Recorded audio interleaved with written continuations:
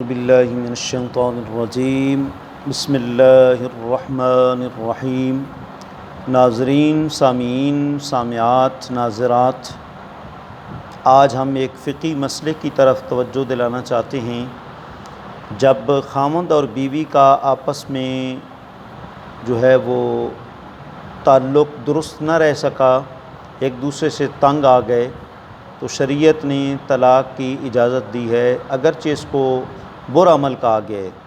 ابغض الحلال الی اللہ الطلاق، حضور میں اللہ تعالیٰ کے ہاں سب سے برا عمل جو ہے وہ طلاق ہے، لیکن طلاق دینا جائز ہے۔ اب شوہر نے 3 طلاقیں بیک وقت دے دیں،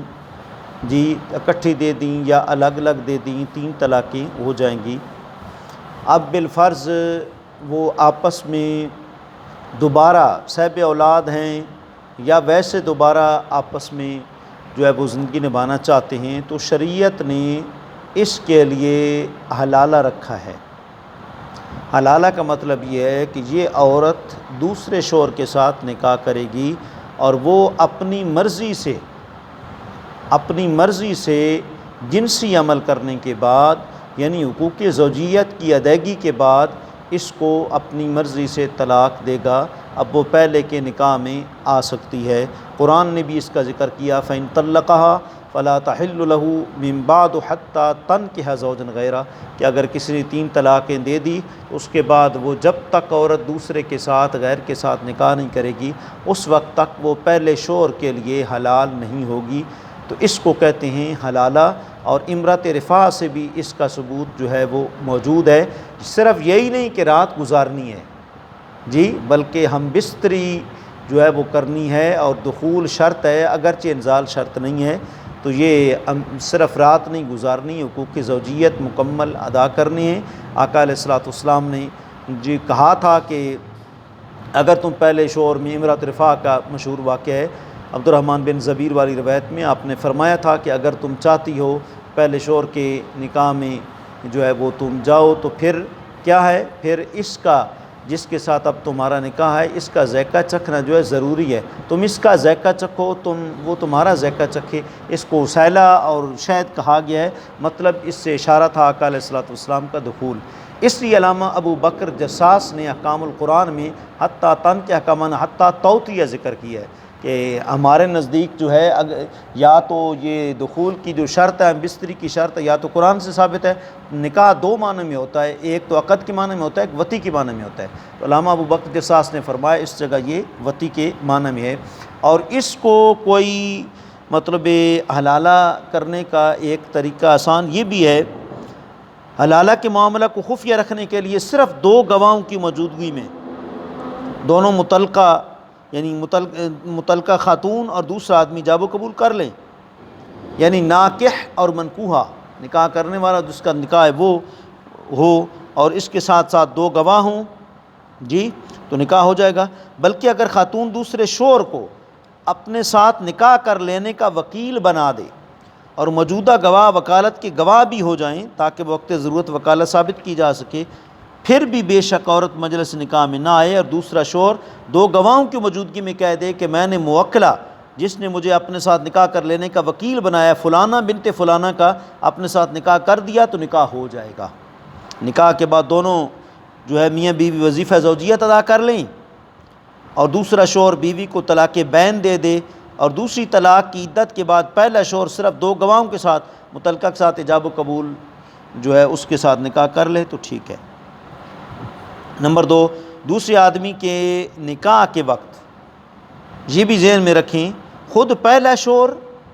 یا اس کا بیٹا یا بھائی بھی گواہ ہو سکتے ہیں، اور دوبارہ نکاح کرتے وقت دوسرا شوہر بھی گواہ ہو سکتا ہے۔ اب کچھ مستشرق اور کرسچن لوگ اس پر اعتراض کرتے ہیں، وہ کہتے ہیں جی یہ تو حلالہ کیا اسلام میں رکھا گیا، یہ تو عورت کو سزا ہے جی۔ اب یہ کیا مطلب کہ طلاق جو ہے وہ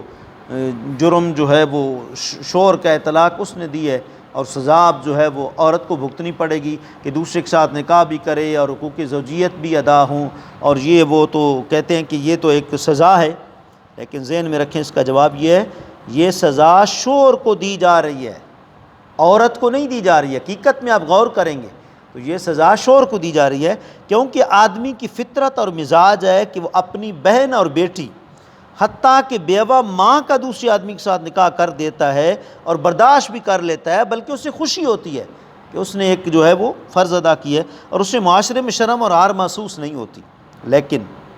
آدمی اپنی بیوی کا دوسرے آدمی کے ساتھ نکاح برداشت نہیں کر سکتا، اور اسے انتہائی ندامت اور شرمندگی اور عار محسوس ہوتی ہے۔ لہٰذا جب شور نے اللہ تعالیٰ کی نافرمانی کی اور 3 طلاقیں جو کہ آخری حد تھی کراس کر گیا، تو اللہ تعالیٰ نے بطور سزا اس کے لیے متعلقہ بیوی جو ہے وہ حرام قرار دے دی ہے اور اس کو حلالے تک موقوف کیا ہے۔ اب اگر حالات کا دباؤ نہ ہو تو عورت نئے مار کے ساتھ دوسرے آدمی کے ساتھ دوسرے آدمی سے نکاح کرے اور پہلے شوہر کو بھول جائے۔ پہلے شوہر سے بھی مار لیا تھا، اب دوسرے شوہر سے بھی مار لے کہ اللہ تعالیٰ کے بنائے گئے قانون نکاح کے ساتھ ایجاب و قبول کر لے تو کون سی بری بات ہے۔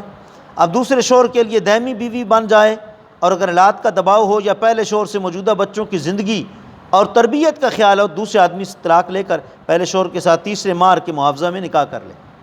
تو بالفرض یہ عورت ایک مار 1 لاکھ روپے ہر نکاح میں لیتی رہی تو 3 لاکھ روپے اس کی ملکیت میں جمع ہو جائیں گے۔ یہ عورت کو کون سی سزا ہوئی جی؟ سزا تو شوہر کو ہے۔ عادتاً عورتوں کو دوسری یا تیسری نکاح میں اتنی عار اور شرم محسوس نہیں ہوتی جتنی طلاق دہندہ شوہر کو زندگی بھر شرم محسوس ہوتی رہتی ہے۔ ایسی یہ سزا اگر ہے تو یہ شوہر کو ہے اور بیوی کو نہیں ہے۔ اور دیکھیں کچھ صورتیں ہم آپ کی خدمت میں کچھ جزیات ایسی بیان کرتے ہیں کہ حلالہ میں خود بخود وقوع طلاق کا حیلہ جو ہے وہ کرنے سے طلاق واقع ہو جاتی ہے، اور اس کی چند صورتیں ہیں۔ پہلی صورت دیکھیں، اگر عورت کو خوف ہو کہ دوسرا شوہر مباشرت کے بعد طلاق نہیں دے گا اور میرے پہلے جو ہے بیٹے ہیں بیٹیاں ہیں ان کو آباد کرنا ہے، تو مندرجہ ذیل الفاظ سے ایجاب و قبول کرنے سے دخول کے بعد یعنی ہم بستری کے بعد فوراً عورت کو طلاق ہو جائے گی۔ مثلا جب نکاح ہو ایجاب کے وقت شوہر کہے کہ اگر میں نے تجھ سے نکاح کیا اور جنسی عمل کیا تو تجھے طلاق بین ہوگی، پھر گواہوں کی موجودگی میں کہے کہ میں نے تجھ سے نکاح کیا، عورت کہے میں نے قبول کیا، اب جس وقت جماع اور جنسی جو ہے وہ عمل شروع ہوگا تو طلاق خود بخود واقع ہو جائے گی اور فوراً اس کے بعد مباشرت بند کر دے۔ جی یہ اسی طرح اگر شوہر کہے کہ میں نے تجھ سے نکاح کیا اور تجھے 3 دن سے زائد روکا تو تجھے طلاق بین ہوگی، یہ دوسری صورت ہے، طلاق بین ہوگی۔ اس کے بعد کہے میں نے تجھ سے نکاح کیا اور عورت قبول کر لے تو نکاح ہو جائے گا، اور 3 دن کے بعد طلاق بین واقع ہو جائے گی۔ 3 دن تک بے شک شوہر جو ہے وہ اس کے ساتھ مباشرت کرتا رہے۔ جی تیسری صورت یہ ہے کہ عورت کی طرف سے ایجاب ہو اور عورت شوہر سے کہے کہ میں نے تیرے ساتھ نکاح کیا اس شرط پر کہ طلاق کا اختیار مجھے ہوگا، جب چاہوں طلاق لے لوں، اور شوہر کہے میں نے قبول کیا تو نکاح ہو جائے گا، اور بیوی کو طلاق بین کا اختیار حاصل ہوگا، جب چاہے خود کو طلاق بین دے سکتی ہے، کیونکہ شوہر کے قبول کرنے سے نکاح مکمل ہو جائے گا، تکمیل نکاح کے ساتھ تفویض طلاق مکمل ہو جائے گی۔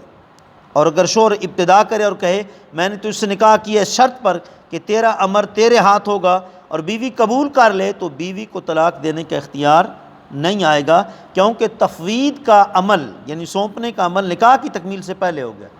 تفویض شوہر کی جانب سے ہوتی ہے، عورت اگر قبول کر لے تو تفویض کے الفاظ کا اعادہ معتبر نہیں ہوگا،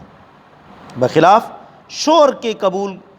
قبول کرے اور عورت ابتدا کرے تو تفویض کے الفاظ کا اعادہ معتبر ہوگا۔ اس لیے ان دونوں صورتوں میں فرق ہے۔ مذکورہ ایجاب و قبول اور تفویض کے الفاظ غائب یا غائبہ عورت کی جانب سے وکیل کے ذریعے بھی ہو سکتے ہیں،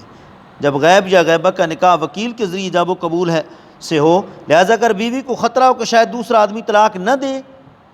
تو بیوی دوسرے ہونے والے شوہر کو مذکورہ 3 صورتوں میں سے کسی ایک پر راضی کر لے اور نکاح کر لے، ورنہ حلالہ جو ہے وہ نہ کرے، تو یہ حلالہ جو ہے وہ درست ہے۔ دوسرے شوہر اور پہلے شوہر اور بیوی تینوں کے لیے حلالہ کا امر جو ہے مکروہ تحریمی ہے، بشرطے کہ دوسرے نکاح کے ایجاب و قبول میں تحلیل کو بطور شرط ذکر کیا۔ مثلا شوہر کہا میں نے تجھ سے نکاح اس شرط کے ساتھ کیا کہ تجھے فلاں کے لیے حلال کروں، تو علماء فرماتے ہیں کہ حدیث شریف میں آتا ہے کہ اللہ تعالیٰ کی محلل اور محلل لہو پر لعنت ہے۔ اس حدیث شریف میں لعنت کا حکم جو محلل پر ہے، اور ضابطہ ہے جب مشتق پر حکم ہو تو مبدأ اشتقاق حکم کی علت ہوتا ہے، جس طرح کہ